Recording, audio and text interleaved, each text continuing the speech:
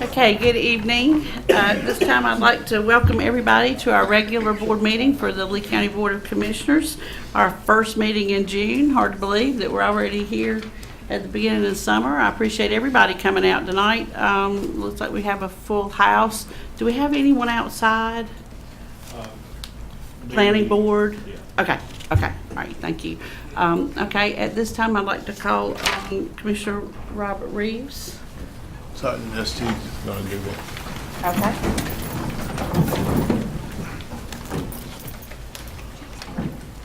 Let us pray. Our Father in heaven, as we come before you, we praise you. We praise you that you have told us that we can come to the very throne room of our Heavenly Father, and we can spread our needs and our hopes, and we can share with you those things that are important upon our hearts. And tonight, as we come to thee, we praise you, Father, for this opportunity. We praise you for our Board of Commissioners. We praise you for those who've answered the call of service. And you've also told us that if we need wisdom, we can ask you, and you'll give us wisdom. So we pray for them, that you'd give them wisdom. Thank you for these who've come. May you bless each one, because each one coming has shown that they care about their county, their home, their family, and all the families that live around them. Be with each one tonight. Control us by the Holy Spirit. Let thy will prevail. You know what's best because you see the future and we do not. Guide us now, we pray, into this meeting, and let it all be for your glory and the glory of the Lord Jesus. For we ask it in his name. Amen. Amen. Pledge allegiance to the flag of the United States of America and to the republic for which it stands, one nation, under God, indivisible, with liberty and justice for all. Thank you very much, Sergeant Estes. We appreciate that. Okay, at this time, are there any additional items to be added to the agenda? Madam Chair, I'd like to add an additional item, a request for adoption of a Triangle J Council of Government charter changes. Okay, so that will be item B under new business, and you have you have that somewhere in our stack in front of you tonight. So it's the Triangle J contract. Okay. Any other additional items? Okay, is there a motion? Accept the agenda Okay, change. okay. Any discussion? All those in favor say aye. Aye. Opposed? Okay, thank you. All right, the approval of the consent agenda, but before I ask for a motion on that, I need to defer to the county attorney for item I, the Aramark Food Service contract. Yes, in your, somewhere in your materials, there's also an updated Amendment 12 with Yes. Aramark for senior services. And it doesn't change the price of the agreement. They just agree to add some language in the indemnification clause. Okay. So is there a motion to approve the consent agenda with the explanation and the addition to item I? So moved. Okay. All those in favor say aye. Aye. Opposed? All right, thank you. Until it's the beginning of a new year when we have all those contracts. Okay. At this time, we'll move into our public hearings. And our first public hearing is the hearing for the proposed fiscal year 2018-2019 budget. And I'd like Mr. Crumpton, if he would, to say a couple words to kick us off. Yes, ma'am. The budget was presented to the board on May 21st. It totals $75,094,325. Maintains the property tax rate at 79.5 cents. The budget has been available for public viewing online and also at the library and in the clerk's office. Okay. All right. At this time, I would like to open this public hearing for the Lee County 2018-2019 budget. Anyone that would like to speak in favor of the budget, and if you would please come up and give your name and your address. If there are those of you that are in a group that would like to appoint a spokesperson, that is perfectly fine too, if you'd like to do that. But at this time, I'd like to open the floor for comments for the budget proposal.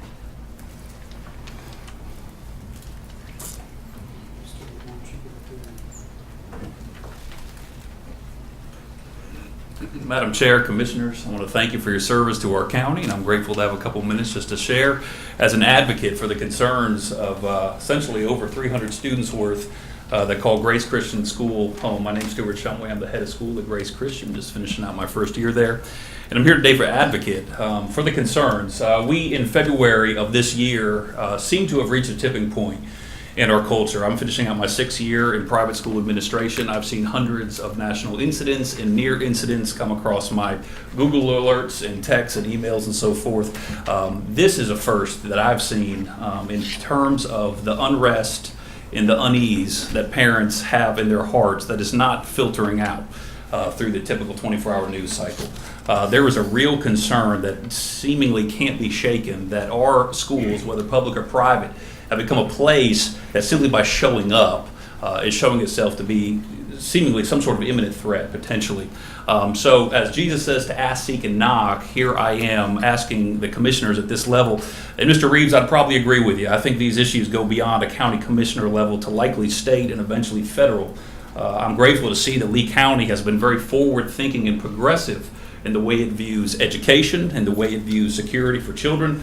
And so I think that maybe we might not find ourselves simply just stuck, that county commission board can't resolve some of these issues, but maybe we can take the discussion further as it's needed, because I do believe we are all in agreement that the safety of our children in a deteriorating culture and a changing of the times needs to be and is one of our greatest priorities.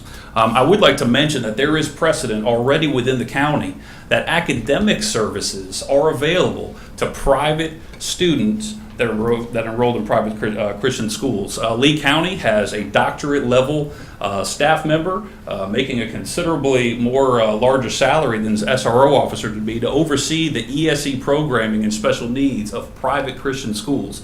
As enrolled in private schools, students are entitled to services of academic assessments, accommodations. They're able to meet with MDs and PhDs and the specialists at the county level to receive accommodations and academic recommendations that are entitled to them as county taxpayers. So there is precedent within Lee County itself that there are academic services provided by the county for private school members. So we would ask that perhaps security measures along with academic measures and services could be provided for as well. And what we're told is it is unlawful and illegal for these county services in the area of security and SRO services to go towards private Christian schools. And where the tension is, Mr. Dodson, what I'd say, where the tension is simply not that we don't want to pay for it. As you quoted, there's been over $100,000 of Grace Christian Schools sacrificially given. Some of that's through donation, through fundraising, through an additional security fee that we've put on the backs of our parents, the most of whom are already living check to check and just sacrificially putting their kids in private Christian education. The issue isn't strictly the money. We live in a tension to where we are not lawfully allowed to provide the security for our students. We are forced legally to be an unarmed school. And so we're told that we cannot be appointed an SRO officer, and at best what we're able to do is out of our own pocket for a greater cost than would be for a salaried SRO officer, that we're entitled to retirees and sheriff's deputies that have already worked a full week in an eclectic sort of grouping that we're not able to train with and who don't have familiarity with our campus and with our students who in our systems. Now, while I'm grateful for those opportunities, I would recognize that therein is our tension. We are not allowed to be appointed an SRO officer, but we're also not allowed to provide our own security. And so that's where I do believe, probably beyond what this board has to come to terms with, is maybe at a state or federal level, we need to have the shackles taken off, as we're already seeing Alabama do last week, for us to be able to provide for the safety of our students. I would say that between Lee Christian School and Grace Christian School and the size of almost 700 students collectively in our K through 12 programs, there's a savings of somewhere between $6 to $10 million of tax dollars that are paid out of pocket through the enrollment and tuition and fee structure of these parents not taking advantage of public school. So I'm concerned a little bit for some of the narrative that I've seen floating around some of our online postings and so forth, that somehow we're looking to drain the tax dollars of an already strapped state and local budget. Really, I'd like our private Christian schools to be seen as an advantage to the taxpayers of the county, and if there is an area that is to the tune of maybe $50,000 or so forth, that we're viewed as maybe entitled to some of these services rather than simply trying to leech off an already strapped system. And then finally, I'd like to say that I'm finishing out my first year. I came from Martin County, Florida, and down there I was in the county just north of West Palm Beach. Sheriff Will Snyder in 2016 appointed an SRO officer to have oversight to the 7 private schools, 6 of which were Christian, in Martin County, Florida. This is last year in Martin County, Florida. Obviously, I think there was a little more of a red state sensibility, and I understand that this issue is finding itself in the context of separation of church and state philosophies, along with, and you mentioned it yourself earlier in the discussion, where charter schools fit, private, even non-religious schools, and how they all fit in the makeup of how education is done. I know teachers' unions are an impassioned bunch, and at the end of the day, though, the safety of our children not being swallowed up into the political discourse of adults, hopefully we could err on the side of putting the children first. I think too often decisions are made for what's in the best interest of adults rather than for the students. And so that's what I'm here with a group behind me, advocating for whatever the solution is. And I can't say that I know how to better allocate your $70 million budget than you do. But I am requesting to please give consideration to what can be done within that budget to empower a sheriff's department that is admittedly wanting to provide protection and services. Because at the end of the day, families with small children are not looking to move to Sandy Hook, Connecticut, and Columbine, Colorado, and now, unfortunately, Parkland, Florida. And if something were to happen here in Lee County, forever, the limitations of our own community growth would forever be hindered and restricted. And so I think it's beyond even children's safety to the greater good of the community of Sanford, North Carolina, that this board and beyond will give a consideration to providing some sort of services in the form of whether it's SRO officer or protected. And I thank you again for your time. Thank you, Mr. Shumway.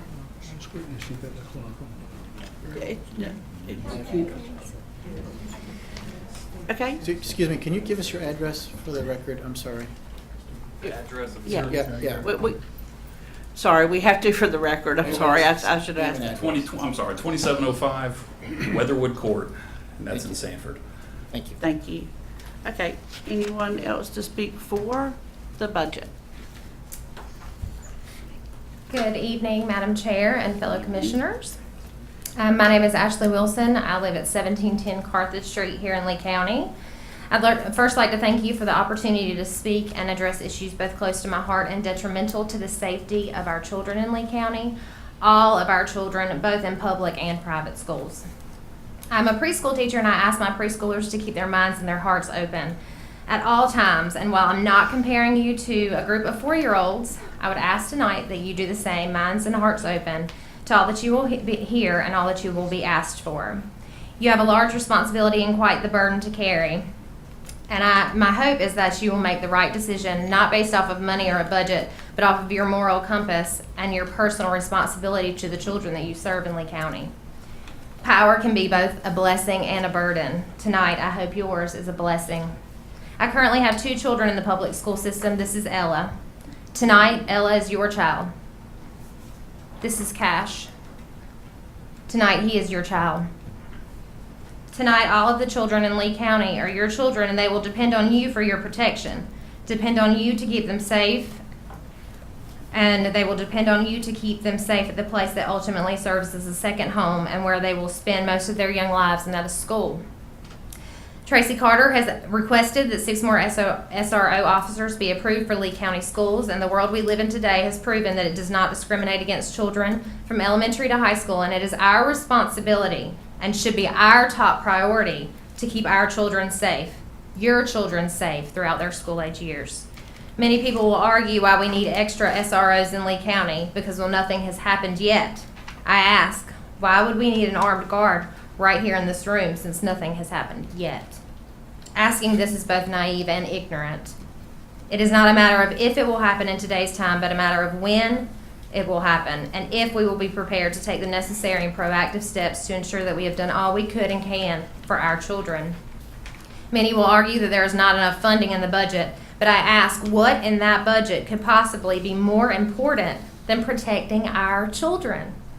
Are we really going to put a cost on our children's safety? If so, I ask, what is my child worth? What is your child worth? Your nephews and nieces and grandchildren? I imagine if I held that budget in my hand and could read off what that budget was spent on, I would find nothing more important than the safety of our children. And the first question we must ask ourselves is how we fix the problem. The honest answer is we can't fix it. But what we can do is provide resources for our schools that will give them a fighting chance when an incident does arise. There is an array of reasons to have SRO officers at each school.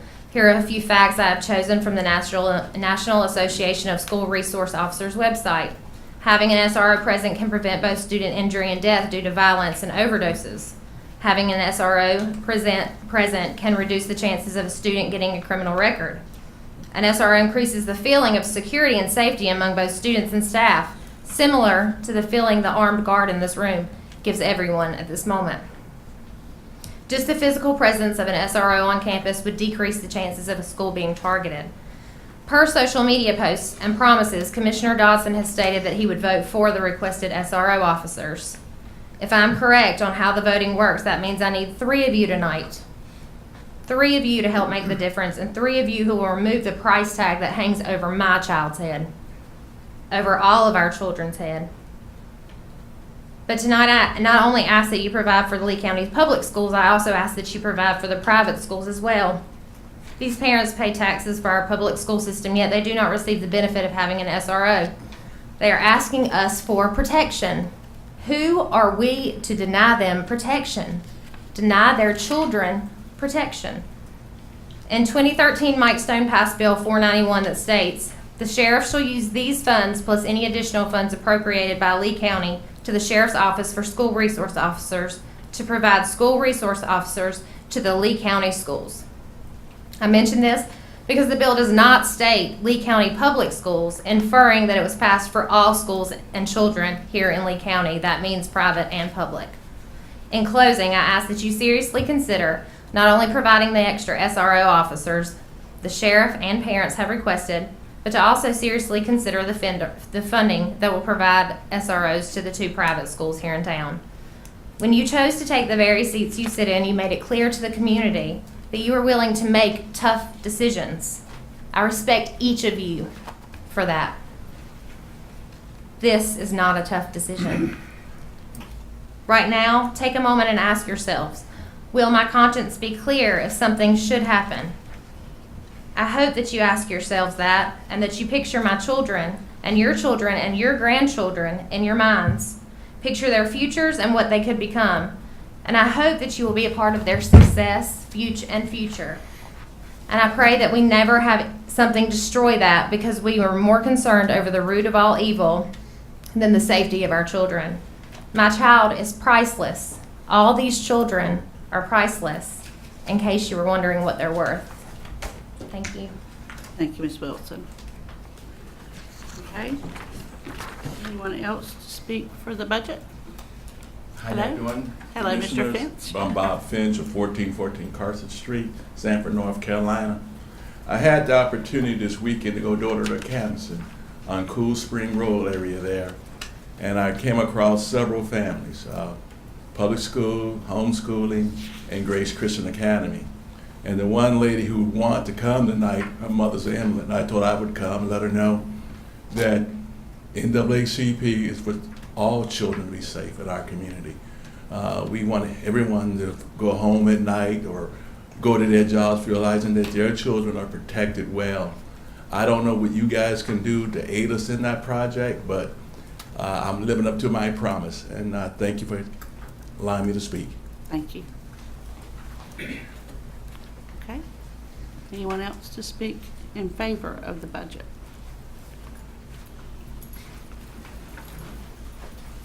Commissioners, my name is Brian Multis. I'm 3731 South Plank Road. New resident of Lee County. Your opening is exactly the reason why my family now lives here. Sanford is a phenomenal place to live. I'm a federal agent with a law enforcement agency that you probably heard of. No need to advertise that here, but I see it's hard to follow Mr. Shumway and the people that already talked. They've already pretty much made all the points that I was going to make. But I will say that there's some key things. That there's already a school task force at the legislative level that is already working on this. I think everybody in this room is looking for you all to be our advocate for some legislation to get changed, because I think ultimately that's really where it's going to get solved. We can only do small things here at the county level to basically put a Band-Aid over a much larger problem. And unless you all have a magic answer to stop social media, violence on TV, violent video games, and any other adversarial influence that our children brainwashed with. It's a cultural thing we face. I've pulled people out of basements, human trafficking victims. I've rescued people from some very unfortunate circumstances.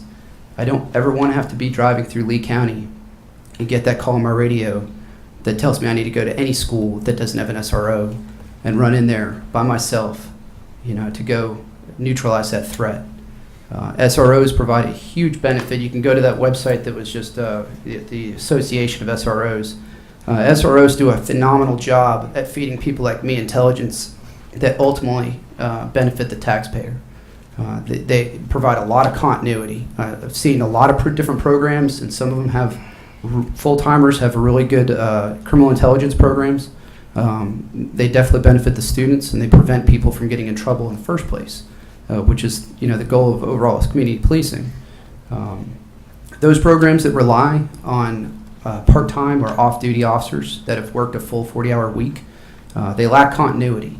They lack the consistent training and the frame of mind that it takes to be an SRO. You're talking about an individual that deals with mostly adults in their worst, part of their day, every day. And it's quite dramatically different than, a bunch of rowdy teenagers. It's a totally different mentality. So I encourage you to reach out to that school task force that's currently ongoing. They just had a discussion today. They might have some answers for us. But again, we're looking for you guys to take a proactive approach Anything that you can do would be better than nothing. And we want you to consider, that every child here in this county deserves the protection that we can provide them, regardless of their race or their religious preference or social standing, economic standing. So I think any money contributed towards that goal would be money well spent. So thank you. Thank you, Ms. Montes. Okay. Anyone else in favor of the budget? Hello, my name is Ariana Del Palazzo. I live at 425 Rolling Hill Road. According to the Constitution of the United States, one of the primary jobs of the government is to protect its citizens. It has gotten to the point where we can't even turn on the television without hearing of another tragic school shooting. Speaking as someone who was educated both privately and publicly here in Lee County, I can say unequivocally that school is meant to be a place of study, period, not a war zone. The safety of our children, the future of not only our county, but our country, has to be our top priority, regardless of where they go to school. Our representatives made this clear when they passed the House Bill 491 that transferred all authority over SRO school resource officers to the Lee County Sheriff. The bill clearly identified the sheriff's responsibility was for all of Lee County schools, not just the public ones. There are many steps that have to be taken in order to ensure protection for all of our children in schools. Providing resource officers for both public and private schools is just the start. Thank you.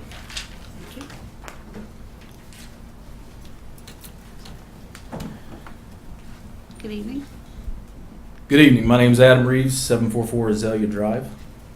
My wife and I, Julie, have 6 children, 3 of which that do go to Grace. Tonight, pretty much all the points that I wanted to discuss have been covered, so I'm just going to be briefly summarizing, I guess, some things that I wanted to point out. Everyone is sitting around saying, hey, why wait until something happens here? It's already here.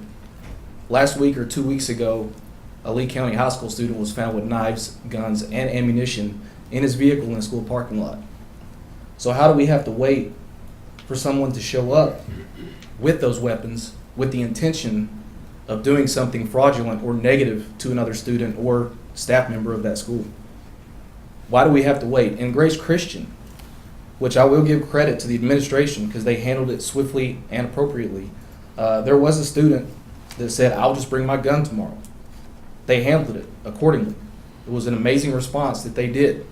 This is my school, the school that my children go to. So yes, I was worried. So since most of my points have been covered, I guess I'll just go ahead and close, but please take into consideration not only the children that go to public schools, but also the children that are in private schools.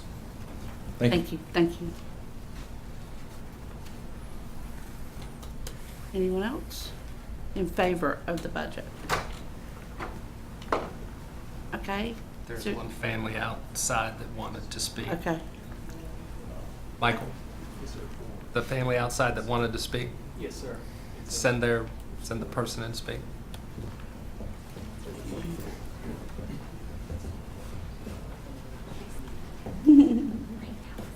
Yeah, come on up. Good evening. Okay, can I bring my kids? Absolutely, absolutely. That's I why didn't we're realize here. that I was speaking right now. If you could just state your name and your address for the record, please, Okay. ma'am. My name is Alicia Kennedy, and my address is actually Harnett County, but my kids go to school in Lee County. That's So fine. it's 452 Clearwater Harbor, and that's Sanford. Thank you. And so this is my first time speaking, but our school really pushed and encouraged us to come for the school resource officers. I wanted to come and say that we are for them. I have 3 kids that will be going to Grace in the fall, but I am also a survivor of Columbine. And so just really being able to talk about my experiences and seeing what is really going on in our society and in our schools, I think it would be a great idea to have the resource officers. We did have a resource officer during our mass shooting. He was able to engage the shooters, the gunmen, and I just think that a lot of that helps to deter these kids. Just having that presence in the school. A lot of our children are so desensitized right now because this is constantly happening in our society. And I am a little more, it does affect me a little bit more being a survivor, but also now that my kiddos are in school, just anything that I can do to help encourage others. The safety of our kids, it's important. There's a lot of them. And I just think that we should really look at that as being a possibility. That would be great. Thank you very much. And thank you for coming with your mom. Come back anytime. Come back anytime. Thank you. Okay. Anyone else who would like to speak in favor of the budget? Okay. Is there someone that would like to speak against the budget?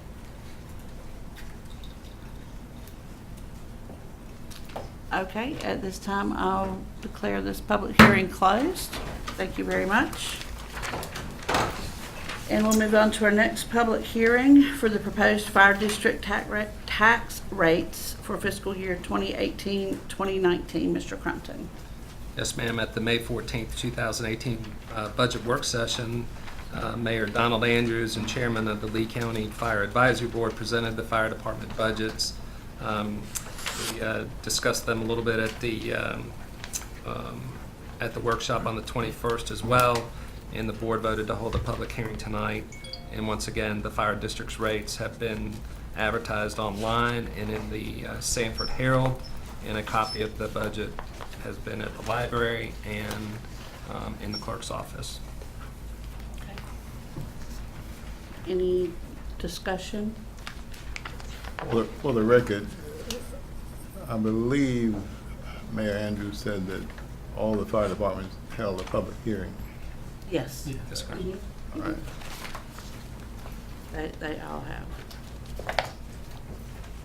Okay. Is there a motion? You just need to open the public. Oh, I'm sorry, y'all. Holly. Moving a little bit too fast here. Reading something else. Okay, at this time, I'm going to open the public hearing for the proposed fire district tax rate. Anyone to speak in favor of? I almost gave you a motion. I know. It's just a lot going on. Anyone to speak against? Okay, we'll close that public hearing. All right. The next public hearing for the capital improvement plan for fiscal year 2018-2019. Mr. Crumpton. The capital improvement plan was presented to the board on May 7th. We've had the documents available since then online, and also it's been in the clerk office and the library. And the period of time for this 5-year plan is from fiscal year 2019 to 2023. Okay. All right, I'll get it this time. Okay. I'd like to open the public hearing for the capital improvement plan as described. Anyone like to speak in favor of the 5-year capital improvement plan? Anyone like to speak against? Okay, I'll close the public hearing for that. Thank you. And the public hearing for contract with appropriation, for contract and appropriation of $330,000 for economic development services with Sanford Area Growth Alliance. Ms. Parrish. So we began contracting for economic development services in 2014 with the Sanford Lee County Partnership for Prosperity, who's now doing business as Sanford Area Growth Alliance. And there were modifications made last year to the contract. The contract was back on for reconsideration of the board at the May 21st regular meeting. And at that time, the board went ahead and voted to hold a public hearing for the expenditures appropriated to provide economic development activities from SAGA for the county, such as marketing, attracting business and industry to to Lee County, and that's an amount of $330,000. The advertisement was run in the Herald on May 24th, along with other public hearing advertisements.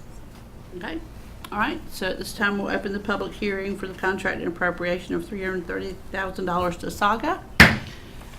Is there anyone that would like to speak in favor of this contract and appropriation? Good evening. Good evening, Madam Chairman, members of the board. I'm Bob Joyce, a staff member at Saga. Joy Thrash, our CEO, is traveling, but sends her greetings. She's in Indianapolis, Indiana for a site selection meeting. But on behalf of our board, I would like to thank you for your past support of the Growth Alliance. Public support is extremely important to our organization because the message it sends certainly to the business community, but also to potential new businesses.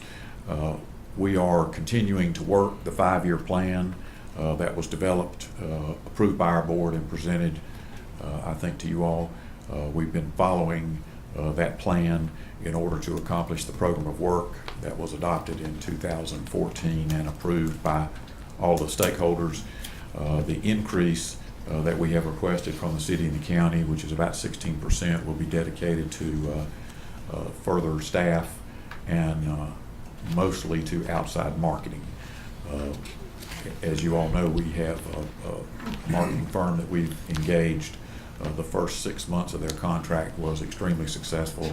I think we sent a report to you all. So a portion of our increase will fund the remaining balance of that contract and actually increase those services. As you know, we're in the 4th year of our 5-year public fundraising process, and we raised $1.2 million in private dollars. So again, we're in year 4. We expect at the end of this year to begin work on our fundraising for the next 5-year portion of that campaign. So some of this budget would be used to begin preparing to raise those private dollars. In this past year, we've completed and submitted an audit to you, and then we are preparing for, I think, our review next year, an audit every other year, but a review next year. Our overhead and administrative costs are projected to increase and are budgeted at only 3% for this coming year. We do expect investor dollars to decline slightly due to the timing. We had some investors who contributed money early in order to assist us with the transition cost and the merger.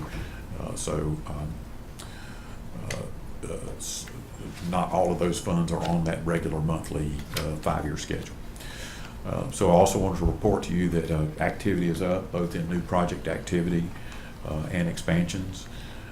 We have certainly been fortunate enough with the support of this board, the city board, and the town of Broadway to develop what we believe are the most shovel-ready, competitive shovel-ready greenfield sites in the state, and we will begin next month with our spec building.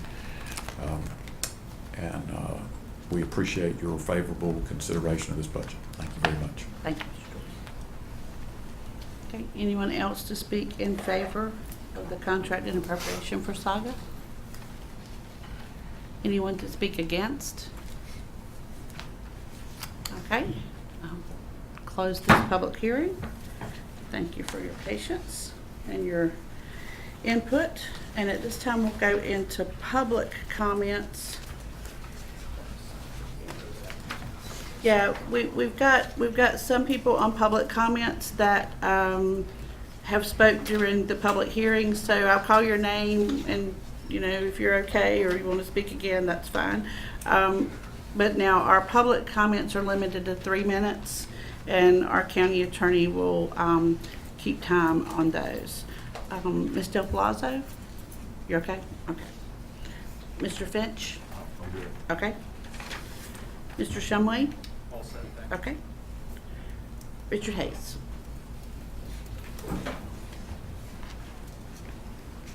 Good evening. Hi. Madam Chairman, Commissioners, Mr. Crampton and Mrs. Parrish. I'm put together a few thoughts based on this newspaper article I'm sure all of you read, which came out this past Sunday. And it's a complex and it's a subject that really gets many of us on our knees thinking about how to address it. So let the clock start now. You may have to gong me, but I'll try to get through this. I tried to memorize this, but I started the first sentence and I forgot it, and so I knew that I had to speak it to you and read it. But it's a matter of opinion from Richard Hayes. Our hearts go out to students everywhere who suffer anxiety and are distracted by the steady drone of gun violence in this county in public and private places. The remedy to this growing American tragedy may seem simple, but it is complex. SROs can provide some level of physical protection as well as psychological reassurance to our students, but they are not, can never be, should never be the panacea to this scourge upon and within our free and open society. To the question of direct funding of SROs in Lee County schools, I believe the law is clear enough. Let us recall a constitutional founding thesis and prescription that church and state work best when separate and apart. This is the understanding, the intent, and function of the establishment of free exercise clause of the First Amendment to the Constitution. Back to the question of direct funding of SROs. As long as current law, which is state legislation, prevails, the Sheriff of Lee County will provide SROs to the Lee County schools. To this reader, it is clear and unambiguous that public schools are the intended beneficiaries. This would not have been questioned just a few years ago. The lives of all citizens are precious.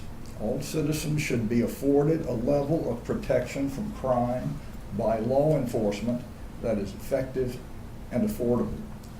This includes equally all races, creeds, and genders, wherever they live, work, or study, protection which is effective and affordable. Sadly, this traditional safety net, which we have all depended on for generations, has placed new demands on us that we are struggling to understand to provide. It appears to me that our brand of 21st century Western civilization is being tested once again, and perhaps growing desperate for peace and calm if we have the courage to come together and face our challenges together at the local level and working all the way to the top. This is what it will take to defeat a level of politically inspired polarization at every level of government, where gun violence is beginning to manifest itself, almost expected, as we may be reaching a tipping point out of control if we are not careful. Okay, thank you, Richard. If you can send that to the rest of us, that would be great. I will do that. Okay, thank you. In fairness to everybody. Yeah, okay. Okay, Ashley Wilson? I'm good. Okay. Don Schreiner? Okay.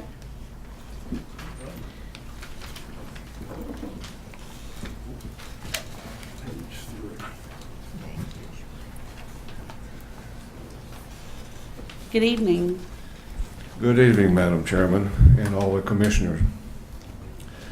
I'm here tonight to speak in favor of support for the Veterans Memorial in Broadway. We all know that there is a memorial there, but we're trying to get some addition there to provide facilities for that site. It's a very popular place, and for those of you who have been out there on Memorial Day or Veterans Day, it's well utilized. And for a county that has a lot of veterans, full-time active duty and retirees, I think it's very important for us to give this one time a provision of $10,000 to support it. It was budgeted under budget, but we're trying to make up the difference for that, and any support you can provide us will be appreciated. Thank you. Okay, thank you, Mr. Schneider. Okay, Gary Gillum.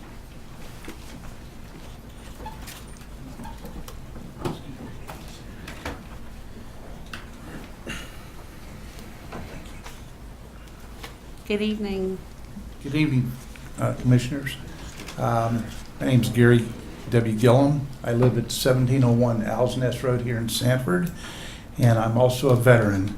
I'm here to talk and ask you to please approve the nonprofit grant that we submitted for the North Carolina Disabled Veterans Monument, which will be housed in Broadway at the North Carolina Veterans Memorial.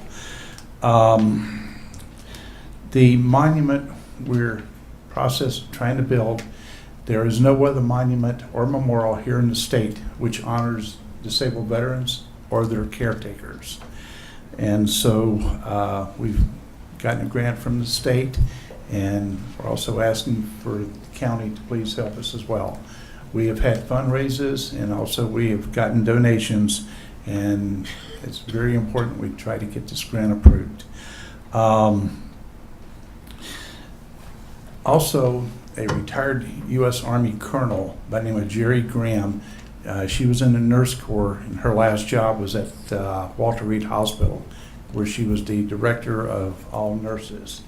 And she feels that if we can get the monument built, that this will be a great place for our disabled veterans for their rehabilitation.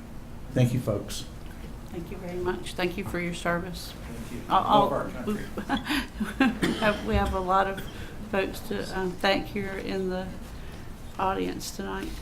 Madam Chair, do we have any information on that grant, please? We do. Yeah, we can probably pull that up during the budget discussion at the end. Okay. Ms. Irene Smith?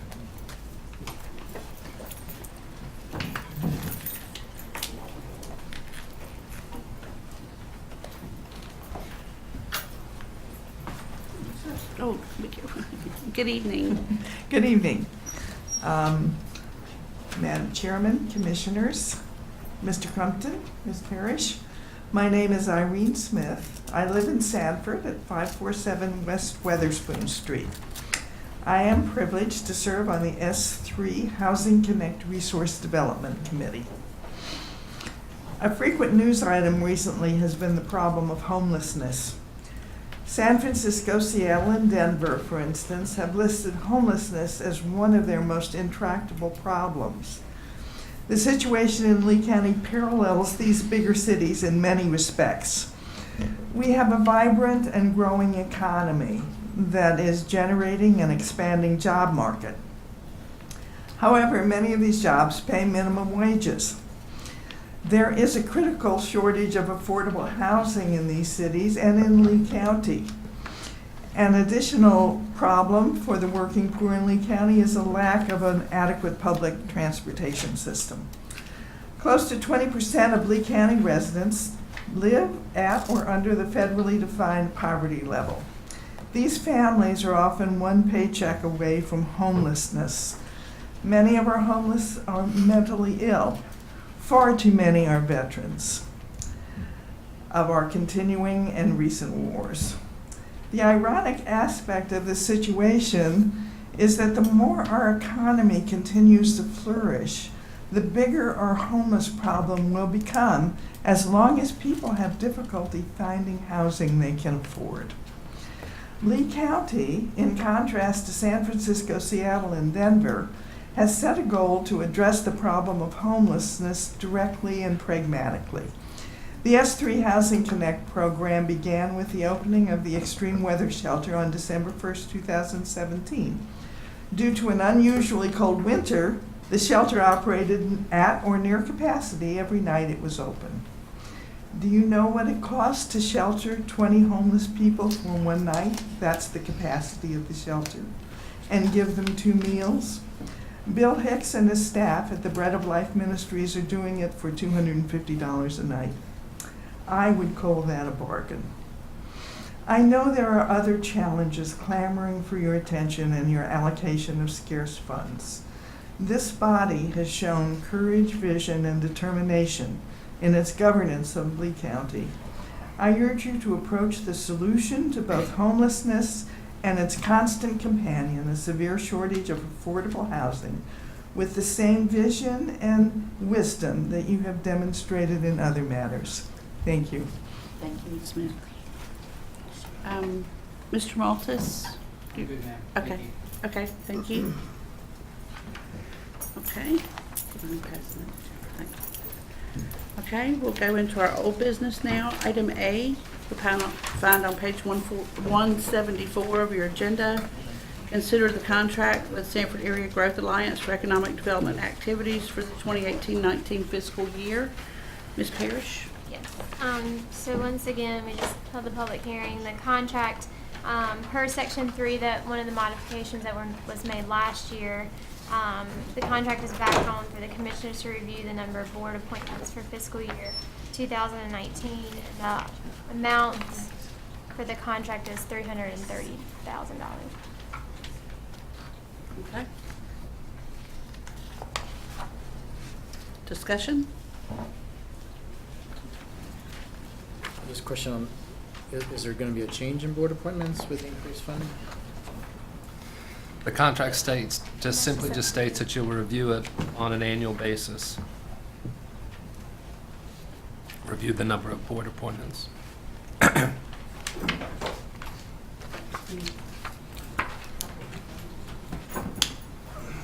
Question, I'm sorry, go ahead.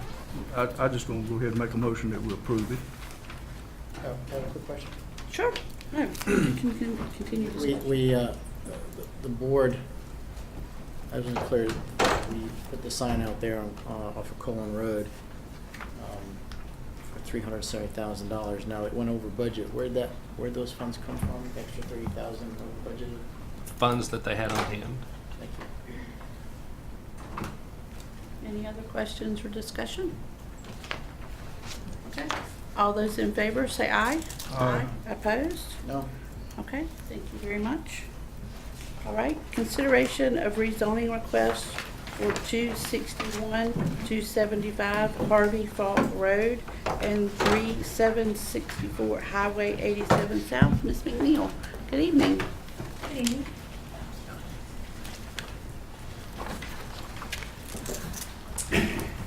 Good evening, commissioners and staff. You will recall that a public hearing was held on May 21st regarding a rezoning request for 2 tracts of land comprising approximately 14.22 acres off of Harvey Falk Road. Specifically, Schoolhouse Sanford LLC requested to rezone 261 and 267 Harvey Falk Road and 3764 Highway 87 South from residential agricultural with a conditional use and residential restricted to residential agricultural conditional zoning district with a conditional use and residential restricted conditional zoning district to allow for the development of a school in addition to the uses already associated with the existing residential zoning districts. The conditional zoning district will be site plan specific and legally binding upon the land. The planning board recommended that the commissioners support this rezoning request based on the following. The zoning map amendments consisted with the adopted long-range land use plan because even though the 2020 land use plan identifies this area as retail/commercial with a highway overlay, the access to the site is via Harvey Falk Road as opposed to NC Highway 87, which does not lend itself to retail and commercial development. And there is a mix of current development trends in the area ranging from single-family houses to industrial businesses, in addition to a mix of surrounding zoning districts in the area. Also, the request appears to be reasonable and in the public interest based on the existing non-residential development in the area, the availability of public water, the proximity to light industrial zoning on the opposite side of Harvey Falk Road, and highway commercial zoning on the vacant adjoining lot to the north, and the fact that the applicant is requesting a site plan-specific conditional zoning district that simply allows for the development of a school on the site to be developed as per the conceptual plan submitted with the rezoning application, in addition to maintaining the existing residential uses. Now, there are 2 votes that will need to be made regarding this zoning request and I will be glad to guide you through that process. Does everyone understand the planning board's recommendation was to support the rezoning request? All right. All right. Vote number 1 is to approve a statement on long-range plan consistency as it relates to this rezoning request. You have 3 options. Motion option number 1 is that even though the 2020 land use plan identifies this area as retail commercial, I make a motion that the request is consistent with the long-range plan based on the access to the site being via Harvey Falk Road as opposed to NC Highway 87 South, current development trends, and the surrounding zoning.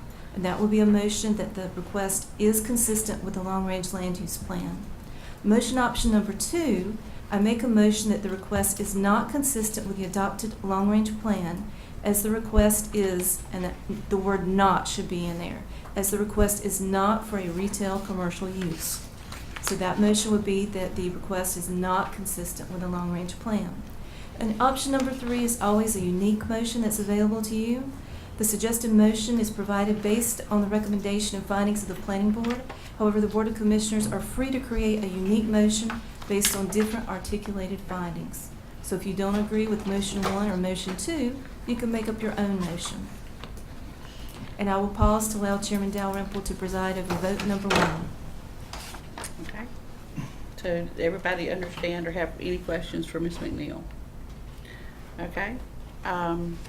So I make a motion that the rezoning request is consistent with the 2020 long-range plans, even though the plan identifies the area as retail commercial, based on the facts presented and listed on page 182 of the agenda. Okay. Any discussion? All those in favor say aye. Aye. Opposed? Okay, thank you very much. All right. Vote number 2 is to approve or deny the rezoning request. Motion number 1 is I make a motion that the proposed zoning map amendment is reasonable and in the public interest based on the following. There's existing non-residential development in the area, the availability of public water, the proximity of light industrial zoning on the opposite side of Harvey Falk Road, and highway commercial zoning on the vacant adjoining lot to the north. The fact that the applicant is requesting a site plan specific conditional zoning district that simply allows for the development of a school on the site in addition to maintaining the existing residential uses.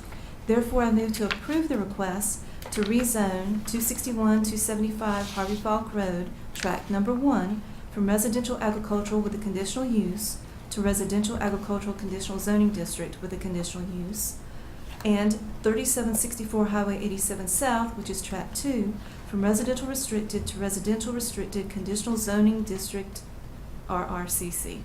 So basically that is your motion to approve the request. Motion option number 2 is I make a motion that the proposed zoning map amendment is not reasonable and not in the public interest based on the following. There's existing residential development in the area, there's no public sanitary sewer available at this location, and the proximity to residential zoning on adjacent parcels to the east and the south. Therefore, I move to deny the rezoning request. Option number 3 is your unique motion where you can craft the language yourself.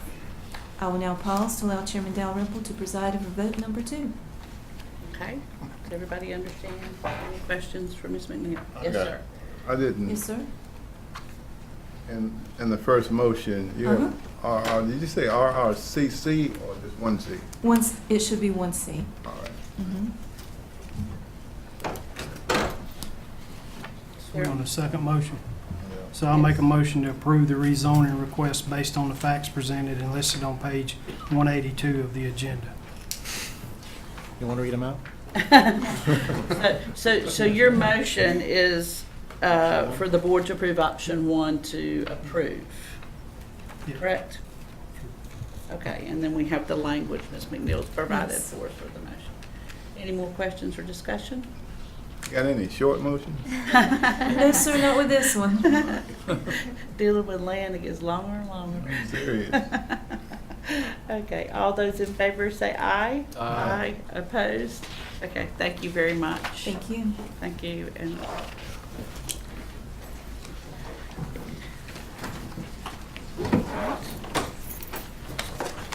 okay, moving to new business, the request for authorization of write-off of 10-year delinquent taxes. Ms. Mary Yao? Good evening. Good evening, Commissioners. I'm here tonight at my annual visit to tell you what we have not been able to collect. In your packet, I supplied you some information, the general statutes that discuss insolvents and our limitations upon collecting them. We are past our 10-year time frame to collect the 2007 property taxes. I've also provided you a 3-year history of our insolvents. So as you can see, they pretty much are in line with what we see typically. I will tell you that this year we were able to collect, even though insolvent, we were able to collect $2,118.70 for 2007. But we cannot use forced collection remedies on these taxes any longer, so we're asking authorization to write them off per the statutes provided. I'd be glad to answer any questions. Okay, any questions for Ms. Yao? Okay, is there a motion? So moved. Okay. All those in favor of authorizing the tax collector for the write-offs of the 10-year delinquent tax bills, say aye. Aye. Opposed? Okay, thank you. I know Thank you you. tried really hard. You Yes, did a we great did. job. Thank We you. appreciate it. Thank you. Okay, item B, under new business, is the Triangle J contract, and you'll find that in your additional items that were provided. Yep. Mr. Sloan? So recently, the Triangle J Board of Delegates approved updates to the organization's governing document, the charter resolution, to reflect current practice and regional boundaries. In order to finalize the adoption process, each of the member governments governing boards must review and adopt the updated resolution. And there's a letter attached from the Triangle J Council of Government Board Chair with more of the information, but it was just basically minor charter changes. And the charter is actually in here with mark-throughs. A lot of it is spelling, manpower change to workforce development, just verbiage changes for the most part. Okay. Any questions on this? Comments? I was just asked to bring this for consideration and for approval. I am the delegate to the Triangle J Council of Government. Okay. Do you want to vote on this? Or Yeah, we need a motion to approve it because it's annual contract to start the fiscal year.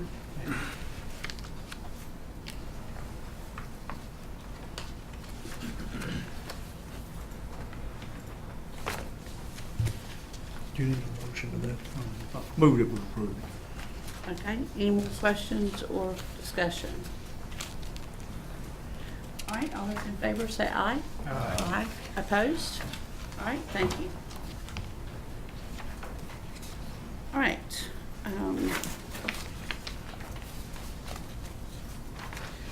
Moving into budget discussion, item A, consideration of the 2018-2019 Fire District Budget Ordinance. Back to Mr. Crumpton. Yes, ma'am. Based on discussion with some of the board members, we went ahead and put the ordinances before you tonight. All three of these items, if the board were to vote on them, would require a first vote to waive the policy of voting on issues where the public hearing was that night. So, starting with the first item, the budget ordinance for the Lee County Fire Districts. The budget ordinance starts on page 196 and covers the tax levy that will be done, plus the fund balance appropriation, and what will also go from each district to cover the fire marshal's office.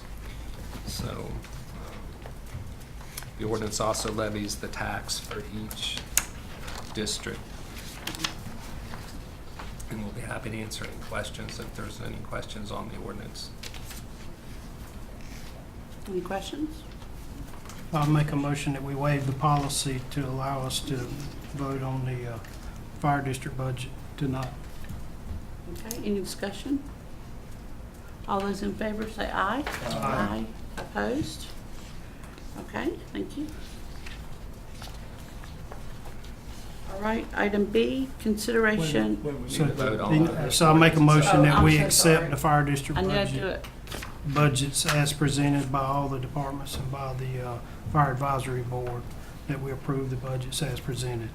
Okay, so this is for the actual budget approval. Any discussion? All those in favor say aye. Aye. Opposed? Okay, thank you. All right.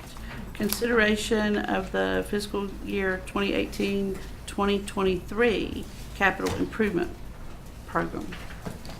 Mr. Crumpton. I think that's pretty straightforward Yeah. on that one, so I'll be happy to answer any questions. It's not a lengthy resolution that we ask you to approve. It obviously covers the document that we have presented. And once again, I'd be happy to answer any questions. Okay, and as you stated before, yes, I'm So, reminding myself, we need the two different motions. So I'll make a motion that we waive our policy to allow us to vote on the fiscal year 2018, fiscal year 2023 capital improvements program as presented by the manager and staff. Okay, discussion. Questions? All those in favor say aye. Aye. Opposed? Okay. Now is there a second motion? I'll make a motion that we approve the consideration of the fiscal year 2018 through 2023 capital improvements program budget as presented by the county manager and staff. Okay. So the motion is to approve the 1823 CIP. Any questions or discussion? All those in favor say aye. Aye. Opposed? Okay, thank you very much. Okay, consideration of the fiscal year 2018-2019 budget ordinance. Mr. Crumpton again. Well, this one's a little bit more complicated. A little so bit more complicated. That's probably why we saved it for last. First, wanted to offer to Mr. Reeves if he wanted to look at the Lee County Veterans Council application. I have it right here. Oh, no, I didn't understand what he was describing. I Okay. don't know. So that was $10,000 that is Right. in the recommended budget. Right. And if the budget is approved tonight, we'll be there for the funding of that project. Before tonight's meeting, we had a workshop. The board reviewed possible changes to the budget. The first increase in expenditures was for an SRO to float between the two high schools. Also an SRO or CRO to float between county buildings and actually be located primarily in this building. There's also $52,000 for the S3 Connect to the city of Sanford, a grant to Cooperative Extension for an ag app of $7,500, and an increase for the soil conservation shelter for the no-till drills that they have of $20,000. So the total increases in expenses $195,500. To pay for those increases, as we discussed earlier, we discussed with the sheriff reducing the number of Dodge Chargers by 3, which is $80,000. Reduce various other capital requests in other departments of $25,000. We also, with the approval of tonight's workers' compensation and property and liability insurance policies, we have a reduction of $10,000 in each, so for $20,000. So we have a decrease in expenditures of $125,500. To pay for the S3 Connect, we're going to allocate $50,000 of ABC year-end revenue, and to cover the soil and conservation shelter appropriate fund balance of $20,000 for other changes of $195,500. So the changes would balance. The net increase would be to actually would raise the budget by $70,000 over what was presented already. Be happy to answer any questions on those changes. Any questions or discussion? No, this one we're not gonna vote on it right now. No, we are. You say we are? Yeah, we have to, if you want to, Okay, so, I mean, I've been doing some thinking. The SROs are gonna float, right? I mean, they're not gonna be there. So if something pops off, one of them is. Just order of, don't you want to vote for, and then discussion on the budget? Well, right now, we're just discussing the discussing the changes. changes, And yeah. Okay, but we're not voting for it to be finalized. Yeah. This Well, part, it's a yeah. possibility. Yeah, you know, We're gonna have to take 3 votes Gotcha. if you finalize it tonight. The first would be to authorize the changes. The second then would be to waive the policy to vote on the ordinance. Okay. And then the third vote would be the actual vote on the budget ordinance.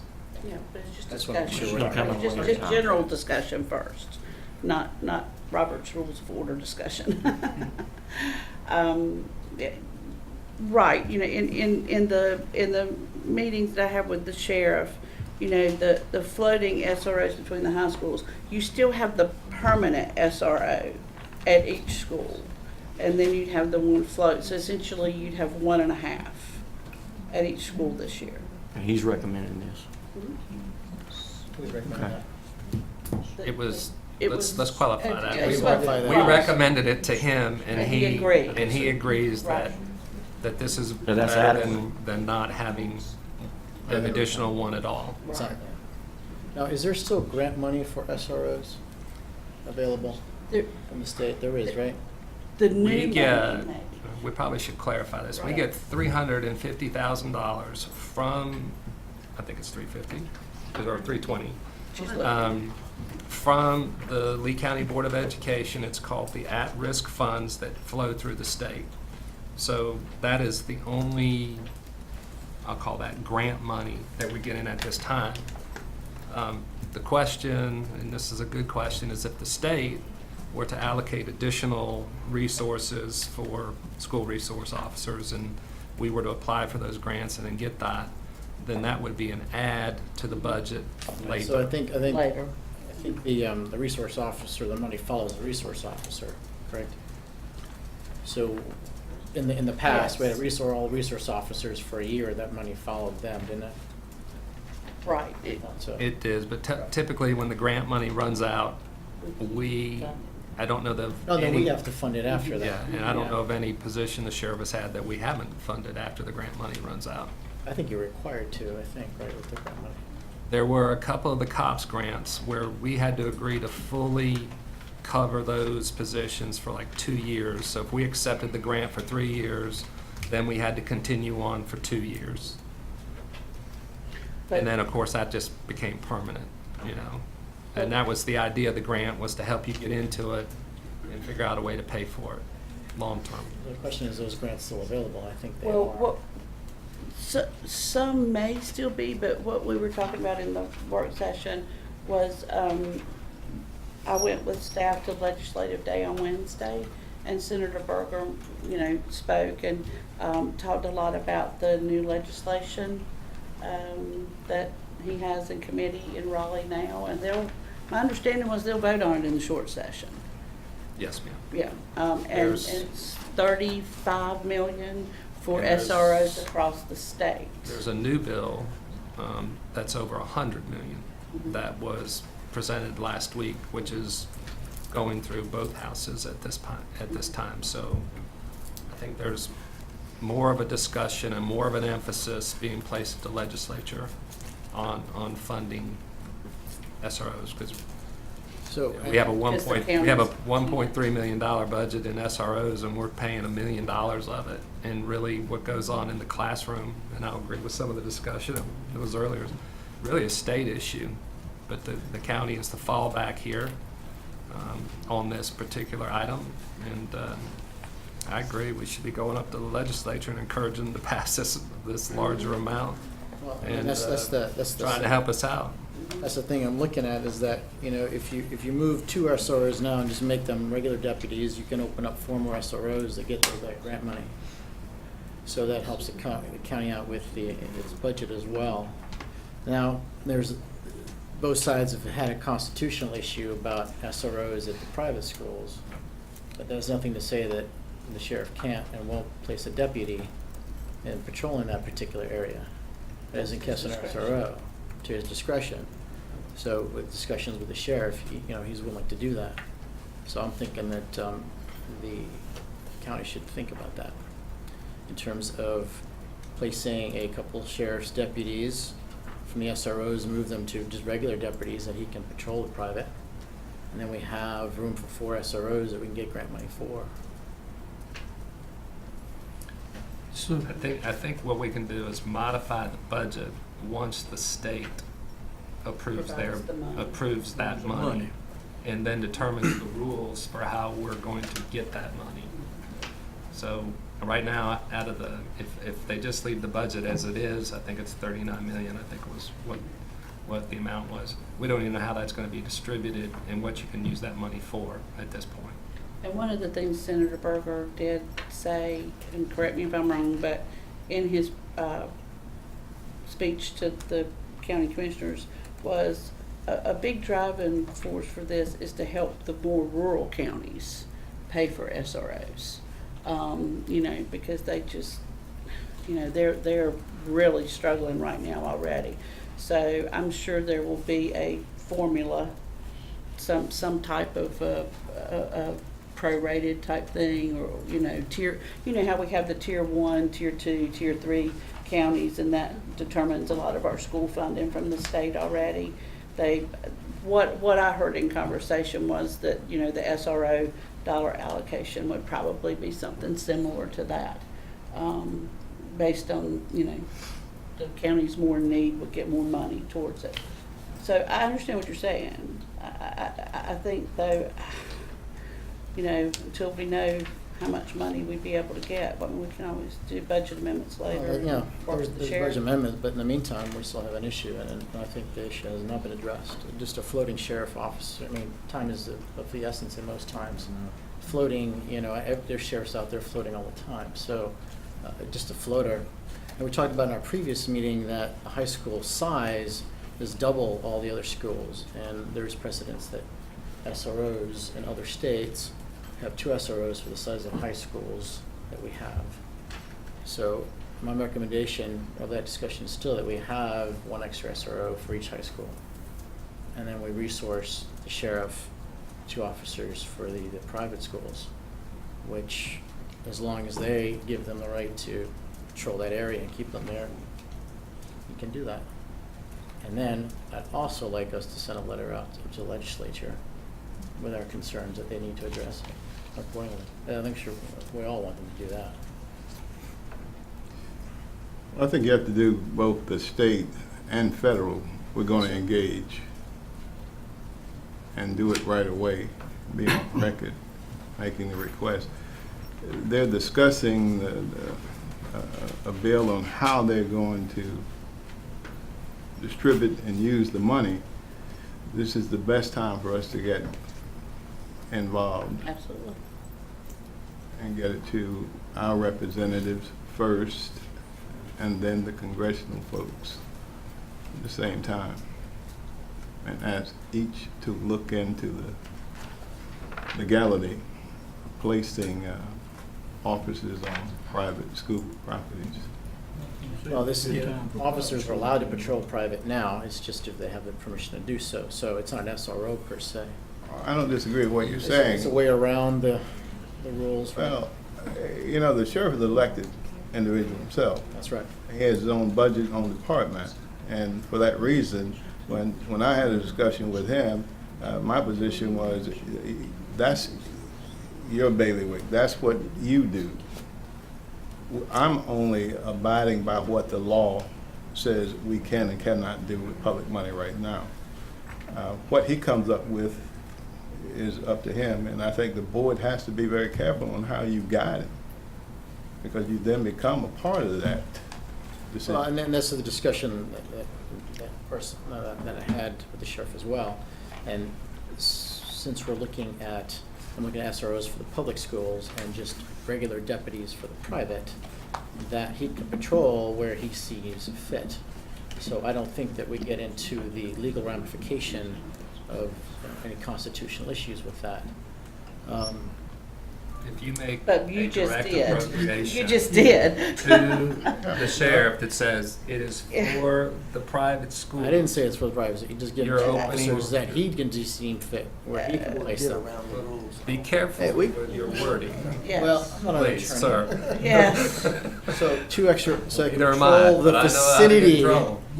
to help control the vicinity or the areas of, and he may have concern with.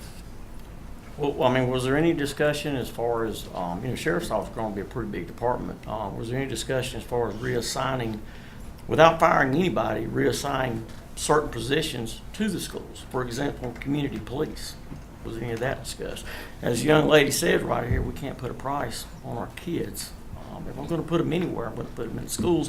That could be done now, right now, starting tomorrow. I think that's the There's sheriff's three. There's three. decision It is his in his decision. budget. I'm not, one thing I want to clarify though, because I listened to Ms. Wilson's comments very clearly, and I want to make sure that the public knows that what the initial ask was. It was for 6 SROs, 2 for the private schools, 2 for the government center, and then 1 at each of the high schools. And so from a law and constitutional standpoint, the child safety first and foremost is one of the most important things to me, education second. But from a constitutional standpoint and from the opinion of our attorney, we're bound by the law concerning the 2 SROs for the private school. Now, the 2 for the government center, we're in our amended and discussion budget-wise earlier, we're considering one of those for the county building because the social services here is one of my biggest, you're still talking about the kids. And then the other one would be to float between the high school. I want everybody to know that we're one of 4 counties in the state of North Carolina that already has an SRO at every public school. And we're fortunate from that standpoint. A lot of these rural counties don't have that. And so I didn't feel like that might be clear to everybody, so I wanted everybody to understand that we already do have an SRO at all of the public schools in this county. I think going back to Commissioner Dodson's question about whether the sheriff has the resources, I think you just need to look at his budget and understand that the sheriff has a lot of resources at his disposal. And he and I discussed those things quite a bit. I feel some of those conversations about how he allocates people kind of borders on the line of confidentiality, because I don't think he really wants, and I don't think anybody really wants to disclose everything about what he's doing. So I would tell you with I think it's a good start with the changes that we're having here, and if the state comes through with additional resources for us, I think he'll have another good start. And then, as I said, you got to walk before you run. We allocate, again, next year, 3 more positions to him in the following year's budget. 1 for the Wicker School, another hopefully for our community buildings, county buildings, and then another SRO for the high school. So we have 2 permanent. So, I think it's a good plan we've discussed with the sheriff. I think he always understands that he asks for a lot, and we can only give what we can give. And it's a good step. It's a good step in the right direction. And I think that once we pass this budget, he and I will sit down and we'll probably have some of those discussions, Commissioner Dodson, and go over how he can reallocate resources to address certain things. Another thing, we need to get folks to write to legislators and get this money approved through them. Then we can take and make an amendment to ours to do what we need to do as far as resource officers. And you also, Congress has the same issue. They're going through the same thing. So I think it's a good time for everybody to get on their lobbying hats and start doing it. I just want to make... Because I will tell you that when we go up there and talk to the legislators, it doesn't have the same effect as you do. When citizens go to their office up in Raleigh and they go in their office, I can tell you they stop what they're doing and talk to those citizens. Yeah, they'll talk to you. They will talk to you. When you tell them you're a resident of Lee County and, you know, you're in their district, they're going to listen to you, especially on an issue like this. Well, I want to make one thing perfectly clear. This is not an issue that we're dodging and that we don't want to do. We're dealing with what the law says you must do at this point in time. And until that changes, our hands are tied. And the sheriff, the discussion I had with the sheriff centered around, you do what you have to do and what you legally can do. You do that.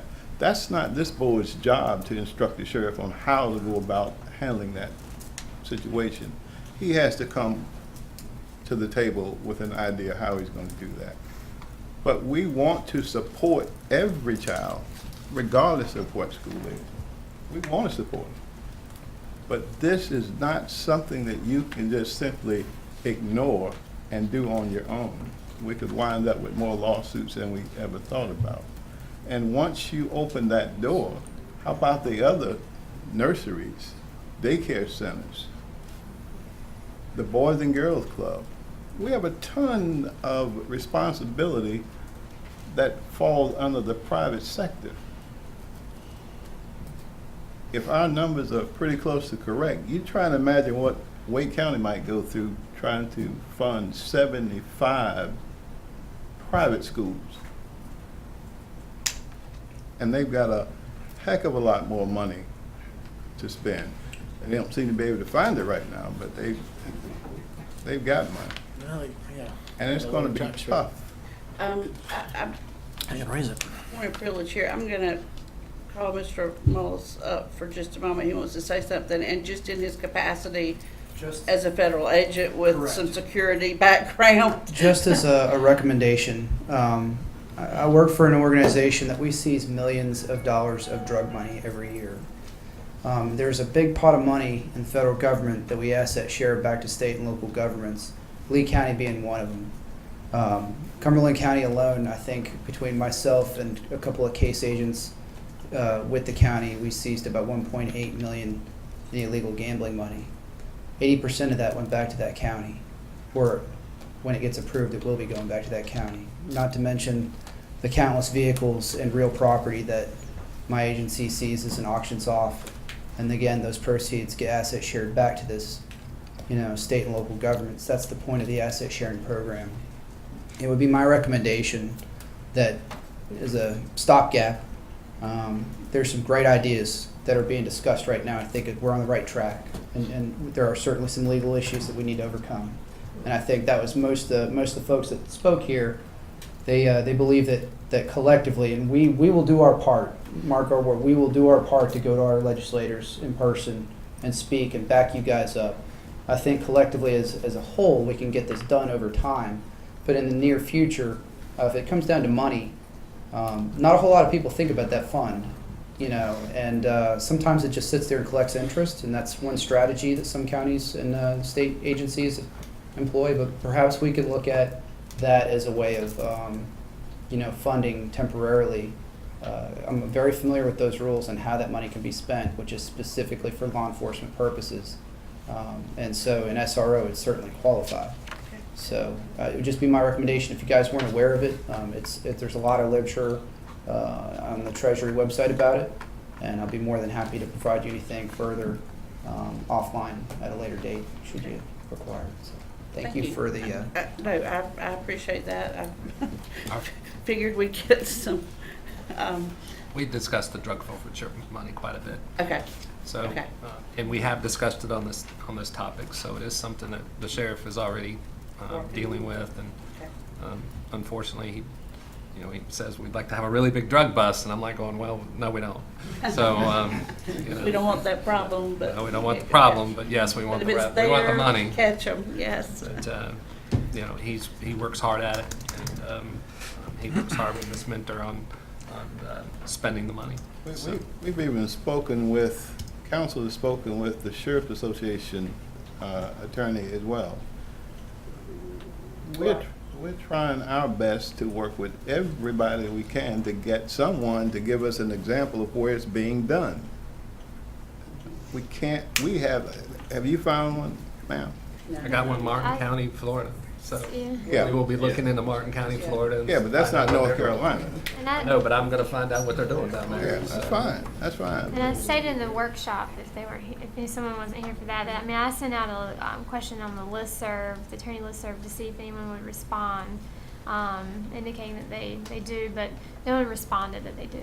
So. No. I didn't get many responses at all, but. Well, and again, in the workshop, you know, when we were at legislative day, and then I've reached out to other commissioners, you know, other than on Wednesday, and there's no county that I can find, and the manager has done the same thing with the managers across the state. There's just no county, you know, that's funding SROs in private schools right now because of the law, you know. Even the current legislation that we're talking about, that Senator Berger is sponsoring, you know, only says SROs for public and charter schools. They don't include private schools in the language of the legislation. Right. So, And if anyone can find where it's being done in North Carolina legally, then certainly I will be the first one to tell you, I'll entertain that situation. and figure out how they did it. Right. You know, Legally. and again, for those that weren't here during the workshop, you know, the thing that frustrates me is, you know, there was a different political majority when this House Bill 491 was created, and the people that wrote that legislation, and one of them sat at this board table, and the person that takes credit in the newspaper for writing it, and the commissioner that sat on this board at the time, both had children at Lee Christian. And they funded SROs at every public school, but did not put SROs at their own child's school. So, you know, that really should explain to everybody that, you know, they didn't do it because they knew that it was against the law, and that hasn't changed. I don't understand why they're saying what they're saying now, when they're taking us to task for something that they didn't do when they had the majority and they wrote the legislation. So that's all I'm going to say on that. Any other discussion on the options for changes? You know what my options are. Those are my options. I mean, our objective is always safety first anyways. Absolutely. We have a lot of stuff in, even on those option changes that don't address those things. Okay. Anything else on the changes for the budget? Any more discussion? Okay. So we need a motion to adopt the recommended changes based off of the budget work session Right. prior to this meeting. Yes. Suspend the rules.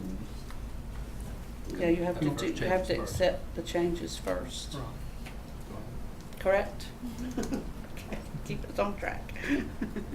So your motion is to accept the options for change as Yes. presented in the workshop. Exactly.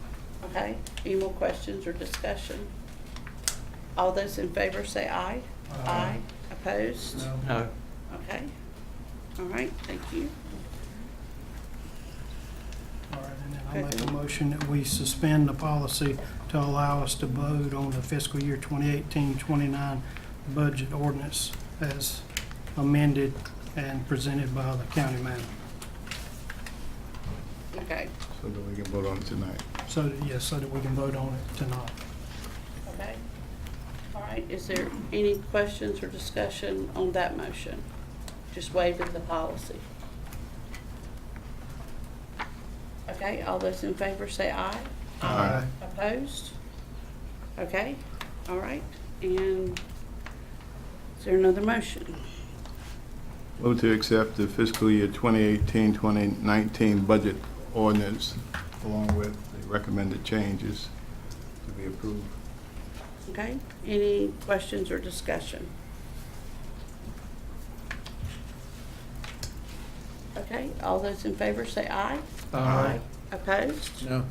Okay, all right, thank you very much. Okay, item 8, manager's comments. I would just like to thank the people that came tonight and Yes. the professionalism they showed tonight. I thought they did a great job. And I appreciate no name calling tonight. Yes, So, it was nice, refreshing. Yeah. thank you. That's it? Okay, all right. Okay, moving on to commissioners' comments. Commissioner Dodson? Just thank everyone for coming tonight. Pretty hot topic, but it's a topic that's near and dear to all our hearts. I got kids, of course, they're grown. Got kids of their own, so I got grandkids now. But it means a lot to see you guys come out because it just tells me that you care about your children and you care about your community and where your children are going to grow up at. Thank you. No, just thanks to the staff for always providing me with answers to my questions and the hard work and diligence they go with us. I appreciate that. Yeah, I'd like to thank everybody for coming out tonight as well, and we do appreciate everybody from Grace, Lee Christian coming out. Everybody that sits up here wants to protect the children, I promise you that. Just at this time, we're handcuffed somewhat, but hopefully the funds, from the state, federal, will trickle down, and we can do something about it, at a later date. And hopefully that the sheriff's got a plan that can hold us and get us through until we can do something better. But thanks everybody for their hard work, and county manager as well. And that's all I have. Okay. That's right. Well, I think probably everyone in here is a parent. Probably a lot of us have grandchildren. And we all know we love our children. And this board, I think, has done everything we can do legally. I feel like we have. But we're not going to drop it. We're going to continue to work on it. But there's one other thing I want to address while I'm talking. There was a letter in the paper questioning the ruling that our attorney expressed on this issue. And the person that wrote that letter is the same person that sat on this board and voted to hire an attorney that wasn't even licensed to practice law in Lee County. And the taxpayers paid that salary for probably a year and a half, and had to hire an outside attorney to do her work. I just don't quite understand, and this person claims to be a fiscal conservative, but he spent the taxpayers' money for, I say he threw it in the trash can, is what I say he done with it. I just say he ought to be ashamed of himself for questioning our attorney, because she done her research and expressed her opinion in an honest and above board way, I thought. That's all I can say. And Commissioner Odom, if you figure out where he got his law degree from, you let me know. Well, I don't know, some of them got so many of them that call themselves temperature, I think. Okay, Commissioner Sloan? So, I was also upset by the article in the paper.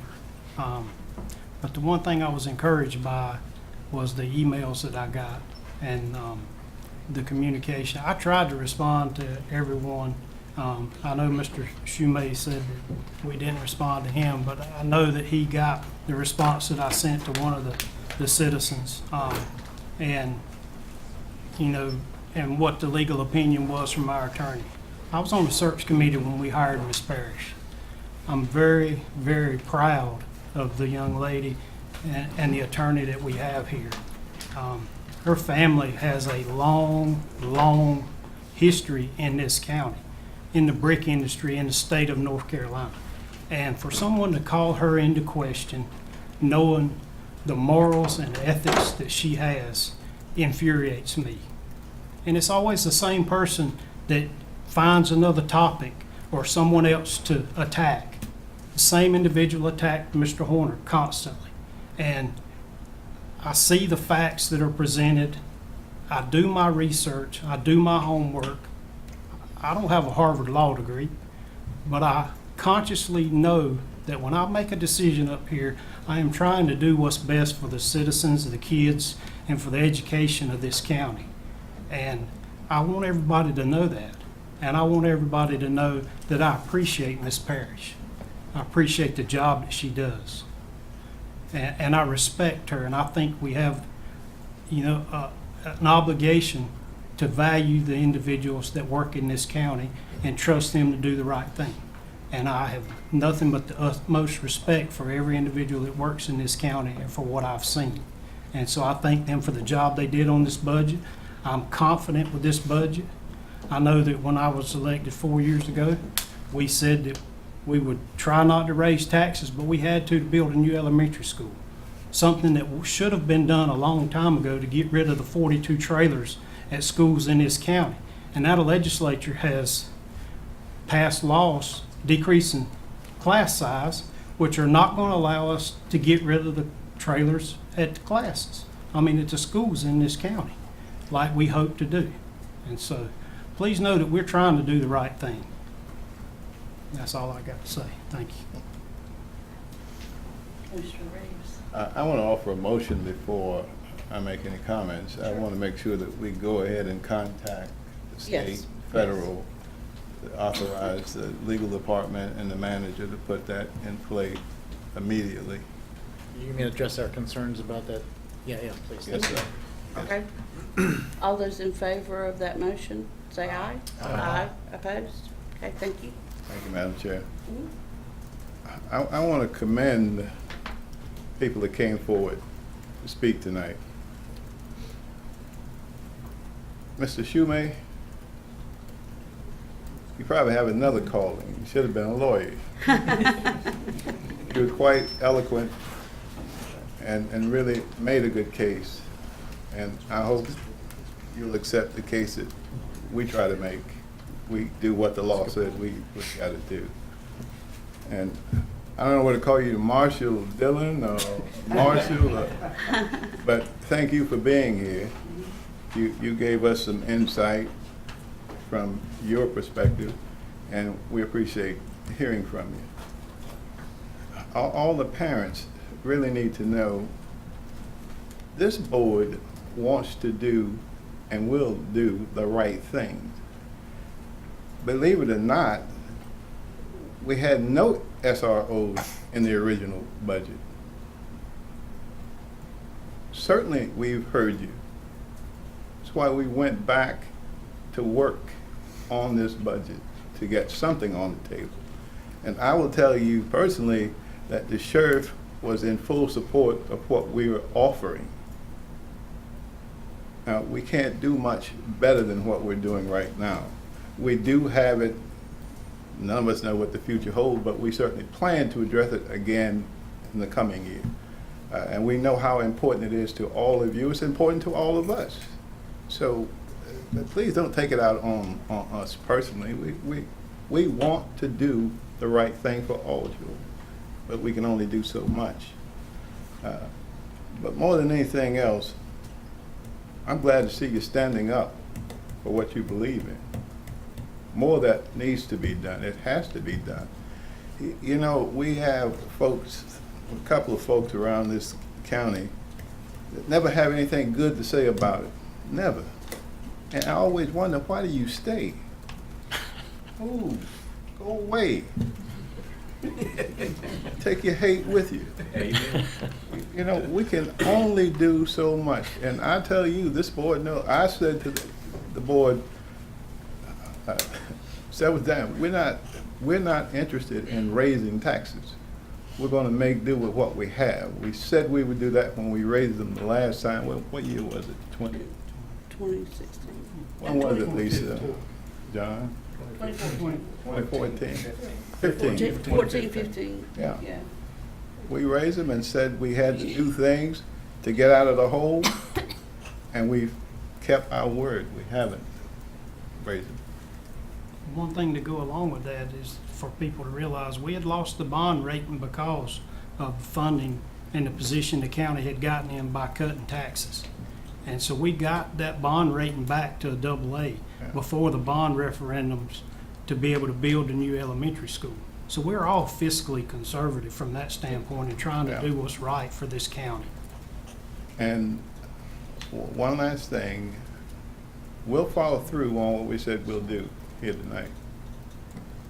We'll follow through. And you can take that to the bank. Thank you. Again, a couple of things. Budget season is tough. It is really, really tough. If you've ever had to participate in one in the private or the public sector, you know that we get so many requests. We have a great staff team with our manager and our finance director, all of our department heads. They don't ask for unreasonable things or shoot for the moon. They're very realistic on what they ask this board to vote to fund. And just like with our family budgets at home, we have to sit down and prioritize. And I think you can look at our budget this year and really since I first became a commissioner in 2008, our priorities have been safety and education and health and human services. I mean, that's the lion's share of our budget in this county. And education has always been a big priority. It's a unique situation when we're asked to support things in the private school sector. And as you hear tonight, this is something new. It's not been asked for or done in any other county in the state. And that is because the way the law's written right now. And just to reiterate again, I mean, I have to weigh in too. I attended a funeral yesterday of a really good friend, and I know a lot of you have heard the little homily that's shared by ministers at funerals called the dash. It's what we do with our dash. And the lady that we were honoring was a mentor of mine and taught me how to live a good Christian life. And she always believed in bringing people together and being positive and working to solve our problems. We all come at things from different angles. We have different perspectives, but that's okay. That's the way we were made. It would be a boring world if we were all the same. That's what this board always tries to do. We all have different opinions. We all come from different perspectives on things, but we try to sit down together, and we have in multiple workshops, and we talk all the time. We have great support from our staff. We talk to our department heads. It is a long, serious process that we all go through. But again, when we have people out there that for no reason other than just politics, that they attack our attorney, and they quite frankly put our private schools in a precarious position.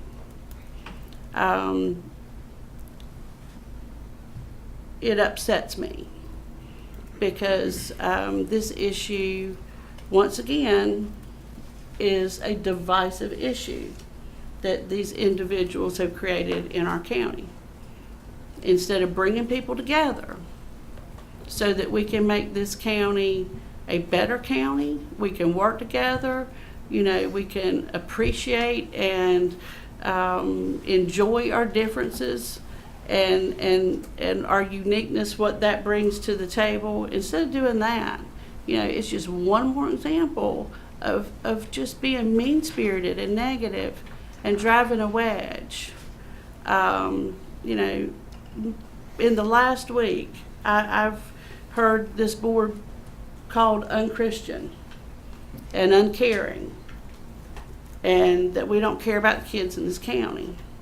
And that is so far from the truth. And I hope it's okay, gentlemen, that I speak on behalf of you on that. But I know all of you really well, and it's a blessing and a privilege to serve with you. So for that kind of discussion to come out of this issue and to be fueled by certain people is just reprehensible to me. Like the lady in the paper said, Ms. Hampton, with her letter to the editor, it's pathetic and it's sad. And I'm so glad that people came out tonight and you know, shared your ideas, shared your concerns, shared your thoughts in a positive way. And I hope you feel like you were heard by this board, and that we'll try to do what we can. And you know, I make no apologies when I need to have a legal opinion on something that I have to decide for the good of the citizens of this county. I am going to go to our attorney and to the attorneys at the Institute of Government and the attorneys at the North Carolina Association of County Commissioners. I'm not going to call a barkeep that claims he wrote legislation to find out if we're doing a legal thing or not.